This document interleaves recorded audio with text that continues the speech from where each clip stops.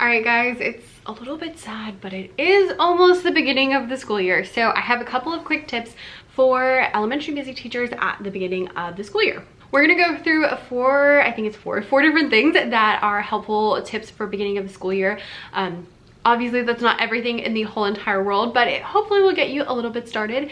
And if you are an elementary music teacher and you need some quick tips, ideas, lesson plans, all of that kind of stuff, definitely hit the subscribe button down below and the little bell for notifications, because we have lots and lots and lots of lesson ideas and tips and tactics and all of the good stuff. So hit the little subscribe button down below and let's get started. Okay, number one tips for elementary music teachers is learn names at the beginning of the year as quickly as possible. Your number one job at the beginning of the school year is to learn the kids' names. Yes, even if you have 700 of them, like I do.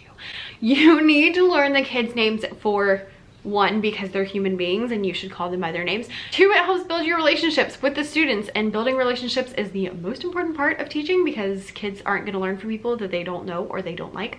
And number three is that it makes classroom management a lot better because kids feel seen and they feel heard and they feel like you know who they are, which means they kind of can't get away with a lot of things. Now, if you're like, Becca, how do you learn all of those names? You cheat. So what I'm going to tell you to do is have assigned seats in your classroom and have a seating chart, and keep that seating chart in front of you all the time. I always keep mine at the very front of my classroom. I have like a little cart and I keep it on the top of the cart so that all throughout class I can be like, okay, kid sitting on the red dot right here. Johnny, what's the answer? And I can call them by their names, and it makes things run a lot smoother, and it makes them feel seen, and it makes them all of those good things. Use that chart as much as possible. When someone raises their hand, don't just point at them, don't just, you know, like whatever, but look and see who it is and then call their name so that you can get used to identifying that child with this name. Then you can use that and kind of quiz yourself in the hallway. So anytime you see a kid in the hallway, see if you can call them by their names. You may not get all of them, especially not at the beginning, but any that you can. I, for example, have a bus duty, and so my goal every single day is to see if I can say goodbye to every child by name. Do I always do it? No, especially not at the beginning of the year. But if you can get, 5 today, and maybe tomorrow you can get 6, maybe tomorrow, the next day you can get 7. You can kind of gain more. And then if you saw a kid in class and you called them by their name in class, then you're now more likely to remember what their name is. And also, they're totally fine if you just say like, hey, what's your name? And they'll tell you, because my principal and assistant principal are like magic at learning all the kids' names, which I think is crazy because they don't teach the kids, but they know all the kids' names. And they'll do that. They'll stop, they're like, hey, what's your name? Just out of curiosity, just so that they know. And the next time they see them, they use your name. It's very interesting to me. But it makes the kids feel like everybody knows who they are, which makes them feel good and helps their self-esteem, and also means that you are building relationships with them. I promise this does get easier. Just do it. I've also heard of people who like take pictures of the kids and like maybe put their name there, or I think there's an app. It's a weird word that I now don't remember. So if you use that app, leave it down below. It like, you can put pictures with the kids' names, and so you can look at them. I don't do that. I just do, in the hallway, try to see if I can guess all their names. Number two, at the beginning of the year, make sure you focus on the fun. Sometimes, especially with, classroom teachers and all of the PD you do, and you feel like you need to jump in and just like get down to the stuff immediately. But actually, it's a little better if you can really have fun with the kids, especially the first day, because the first few days of your class is really what's going to help these students know what the rest of the year is going to be like and what to expect, and it's kind of gonna form their feelings. So if they enjoy your class, then later on they're gonna be like, oh, I like music, I want to go to music. And if they want to go to music, that means that they want to learn, they want to do the stuff, and they're gonna do better at it, and they're also going to behave better in music because it's fun and they want to be there. If they don't want to be there, they're gonna make it very, very obvious that they don't want to be there. So at the beginning of the year, make sure you have fun with your kids. Play games, do fun things, be a little bit silly, and just have lots of fun. Play instruments, do all those things so that the kids, establish, okay, music is fun, I like music, I want to come to music, because that's like the most important thing. But the other thing about having fun is that helps build relationships. If you think about like when you first make a new friend, or even like when you maybe met like your partner, what do? You go on dates and you have fun, because having fun is how you connect with people and build relationships. And it gives those really spontaneous moments and those organic relationships you really just build. Even with little kids, what do? You play games with them. So make sure that you're having fun in the music classroom as well. Number 3 is kind of the other side of this, and that is be very explicit with your expectations. Little kids most of them want to do the right thing, and they want to do what they're supposed to, but if they don't know what that is, they can't do it. So I see teachers all the time that say very ambiguous things, and I'm like, if I don't understand your directions, how do you expect a 6-year-old to? So when you have the kids in your classroom, especially at the beginning of the year, you're establishing what they're gonna do all year.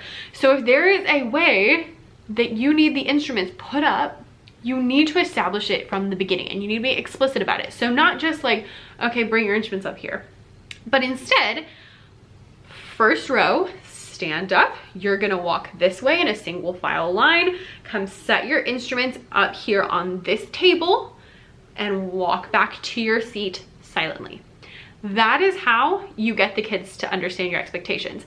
And on top of that, because kids are visual, I will say that, and then I will also give some visual cues. So I will, when the kids, because this is how I do it in my room, is we do row by row. So the first row will kind of like walk up. I'll stand up here where the instruments are so that I can show them like, okay, this is how you set it down. And then I walk over to the edge of their row so that they will walk to me to walk down their row. And so basically they're making a big circle to make sure that no one's getting stepped on. It's not super important in the first row, but like in the second row, I don't like them walking through the carpets because that's how they step on people's fingers.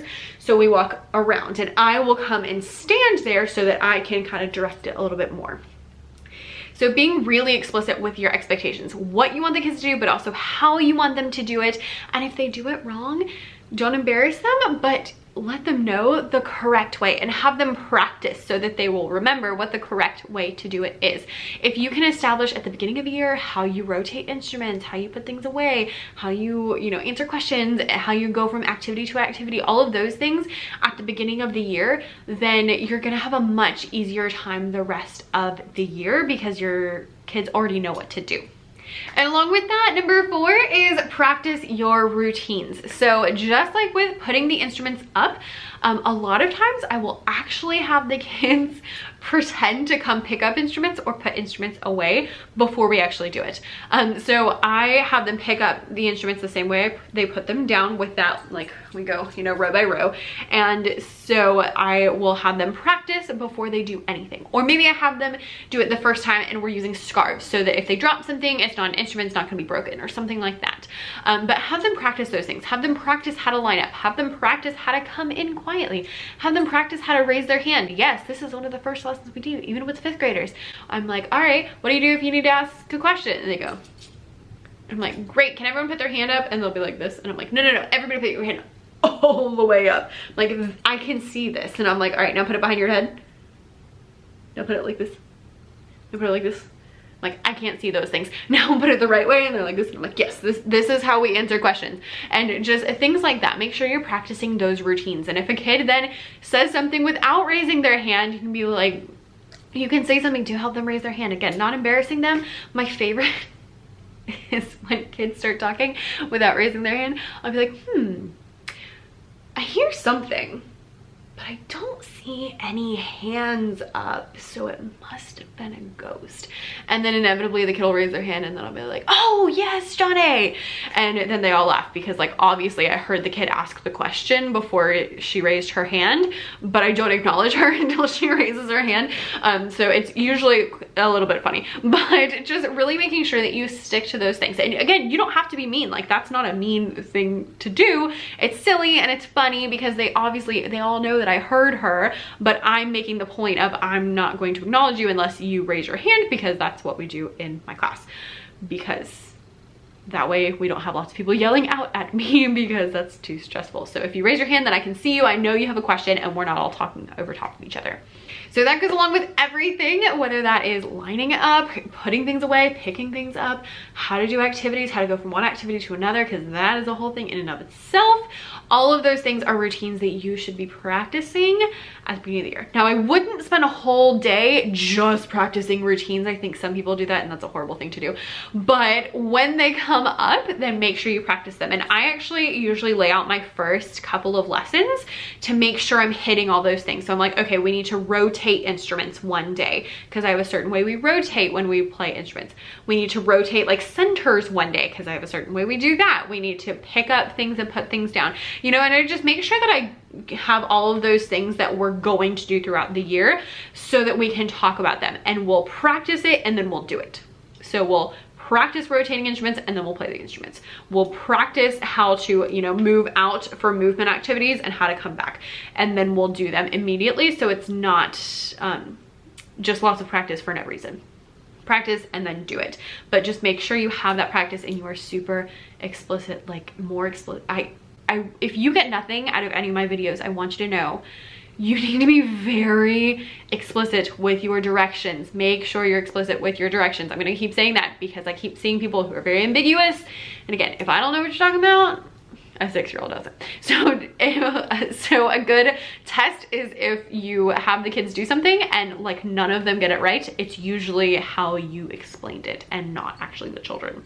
So bear that in mind. You want to be super precise about where the kids can go, where they can't go, what they're doing, what they're not doing, so that they know where the boundaries are and then they're not worried about it. Because a lot of times kids get in trouble for things like, you know, going too far. You know, we're doing an activity where we're moving and they go behind the pianos and they're not supposed to go behind the pianos. If I didn't tell them not to go behind the pianos, that's on me, that's not on them. They didn't know.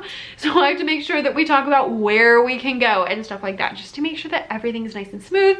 They know what they're doing so they can relax and have fun, and I know what they're doing so I can relax and have fun. So I promise, I know like routines and expectations won't sound very exciting, but it's a big deal. If you need help with routines, I think it's a blog post that I will link down below. This talks all about routines that you need in your elementary music room to get you started.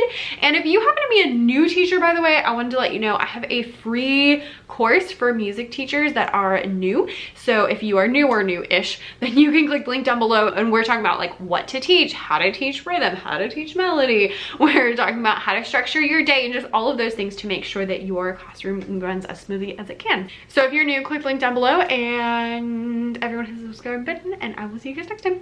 Bye.